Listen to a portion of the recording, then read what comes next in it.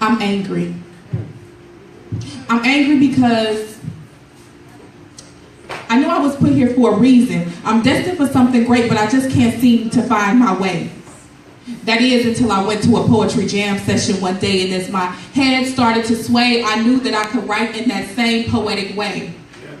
So I went home and I picked up a pen and some paper, and although I had things that needed to be done, I convinced myself to do them later. Because see, the words, they flowed so naturally, and to stop in the middle, well, that just didn't seem right to me. I wrote about my life and the men I've dated, the ones I love, but definitely the ones I've hated. I wrote about all the love lost between a father and his daughter, and no matter how hard she tried, she couldn't make him love her. See, poetry was like an addiction, and I couldn't get enough of that fixing. I wrote about how I hated my double chin, and how at one point in time I was so obsessed with being thin until it was then I bit into my first piece of fried chicken in 8 months, 3 weeks, 4 days, 6 hours, 17 minutes, and 36 seconds. I felt like I was in heaven. I wrote about how at one point in time I thought my life was over, finished, and done, and birthing my son.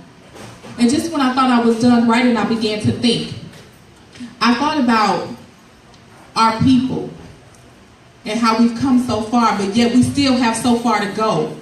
I thought about how we we absolutely refuse to see the light. I thought about how there are too many baby daddies and too many baby mamas, and how our women continue to lay on their backs and produce baby after baby after baby with no means to support these babies. I thought about how our men lack the basic skills to fill out a job application or to type up a decent resume. I thought about how our people are always trying to get a handout or take what he or she hasn't earned. So you know what? I stopped thinking about it and I started writing.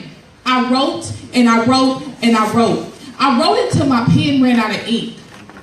So was this it? Was this the end of my passion? Was this the end of my destiny? Hell no. I ran to my son's pencil box and I grabbed a pencil and I started writing. But as I was writing, I was thinking that what I had to say was reality, and it didn't need to have the ability to be erased. So I grabbed the next best thing. I grabbed myself a crayon and I started writing. And I wrote and I wrote and I wrote. I wrote about life, y'all. I wrote about the birds and the bees and all of life's little intricate diseases. I wrote about depression and segregation. I wrote about racism. I wrote about it all. I wrote about how I would come home from my dead-end ass job, and every night I would sob, and the guy that I was dating at the time would look at me and say, "Baby, what's wrong?" I would look him in his eyes and I would tell him how I was nothing and how I would never be anything. That's when he would wrap his masculine arms around me, pull me close, kiss me on my collarbone, and let me know how I was, I am, and I always will be a queen. His queen. That's a lie, we ain't together no more. Anyway, he let me know that I was the Bonnie to his Clyde, the Cheech to his Chong, and that was right before he removed my thong. He ran me, oh y'all can have it. He ran me a bubble bath,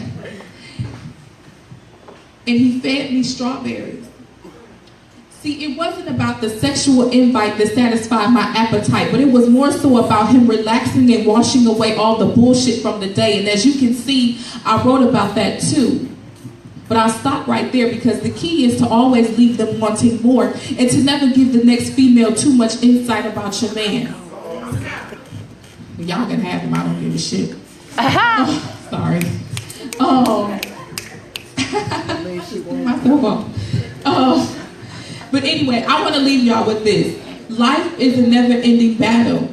You got to keep up if you don't want to be left behind. Because see, poetry is my nourishment and writing is my thirsty. And getting up on this mic, well, I just hit my pinnacle every time I touch it. Y'all have a good night. Yeah!